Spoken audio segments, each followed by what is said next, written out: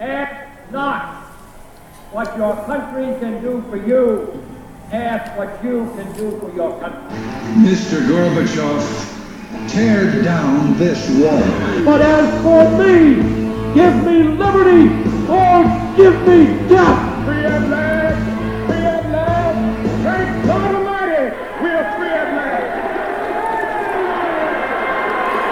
last. Good evening and welcome to another night of our notes on U.S. foreign policy from 1783 to 1823. Please take out a piece of paper and set up your Cornell notes.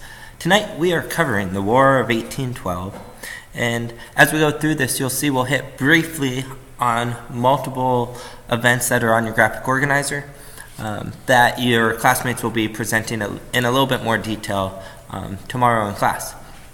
So the War of 1812, we're going to start with the causes, get into a little bit of what the war was like, and then what were the impacts and the ending results of the war. So let's start with some of the causes. One of the causes was the seizure of American ships. The British military and the British government started taking control of American ships that were trading with other countries. The British would search the ship to make sure that no people on the ship were runaways from the British Navy. And from time to time, they would impress, or what we call impressment, where they force people to serve in the Army or the Navy of the British.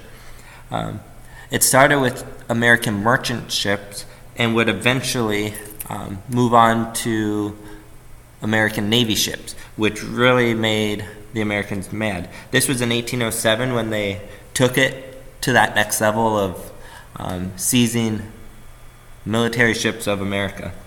Americans wanted to be neutral, meaning they wanted to just be able to trade with both the British and the French and other countries.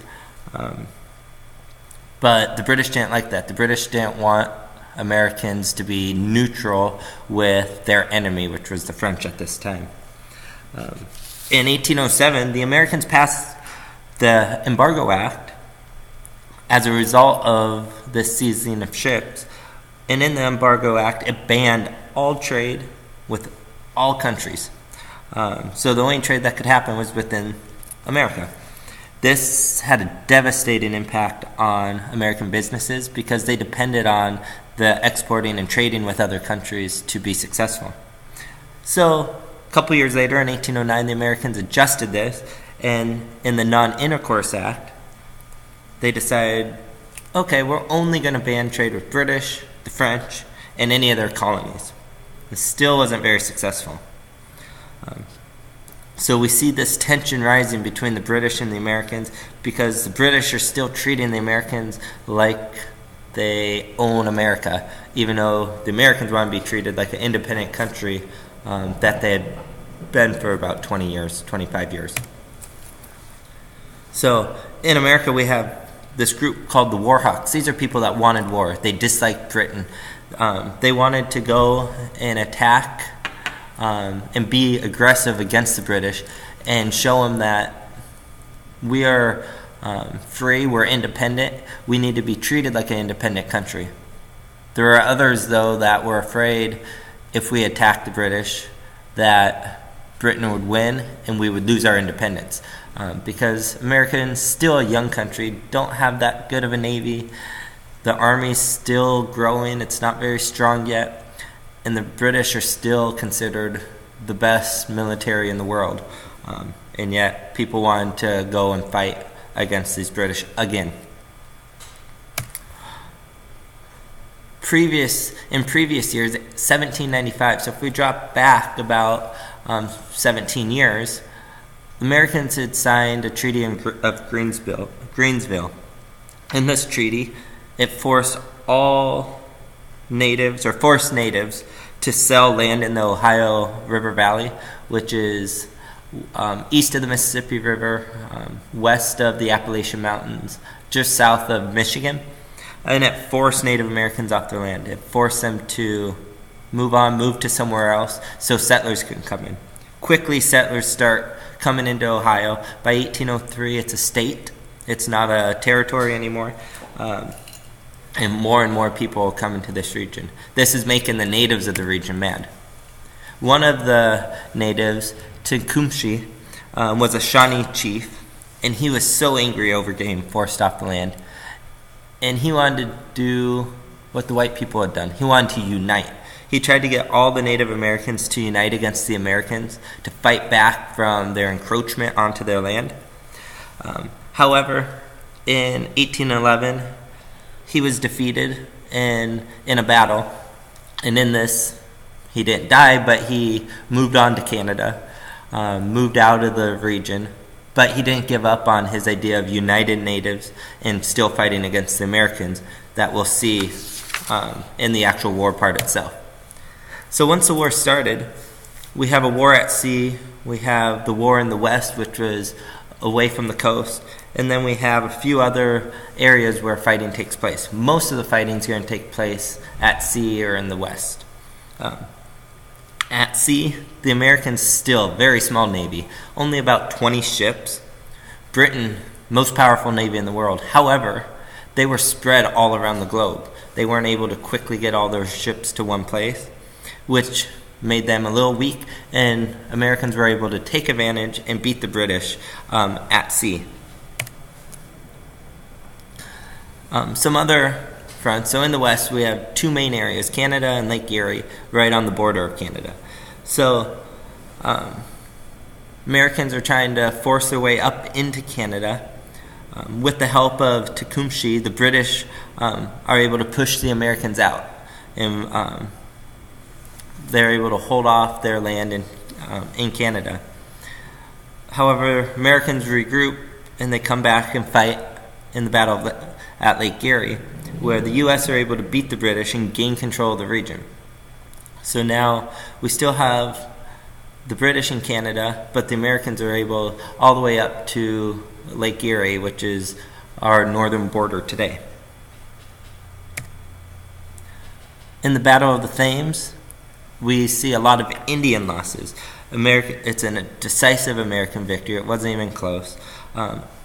At this point, Tecumseh finally dies in battle, fighting to push the Americans back and defeat the Americans. As soon as Tecumseh died, the Indian Confederation, that united front that they had, begins to fall apart, which weakens the British in the West, because the British were depending on the Indians to help fight that region a little bit. Finally, by August of 1814, so you notice the War of 1812 is not just in 1812, it goes for a couple years. The British decide to attack Washington. Washington is the capital by this point, and they attack. There's not much resistance in Washington. There's not organized military there to defend it, and the British are able to come in and set fire to government buildings. One of the buildings that they set fire to is White House. At this time, it's not called the White House. It's called the White House because of the burning of Washington in the War of 1812. When they rebuilt Washington, they had to paint it with whitewash, is why it's white today, because of the smoke damage that was caused. Okay, finally, later that year, it was actually December of 1814, getting very close to the end of the war. The British tried to take New Orleans. If you remember, with the Louisiana Purchase, New Orleans is a key to the American continent, as it allows for trade throughout the whole Midwest. Boats can go up and down the Mississippi. So in 1814, the British attacked New Orleans. And in this battle, Andrew Jackson is able to unite the American forces and train them up well. And the Americans are able just to have a complete and total victory over the British here. However, that victory does not come until officially the war is over. So the war ends with the signing of the Treaty of Ghent. This was signed on December 24th of 1814. The war ends, though, with nothing really won on either side.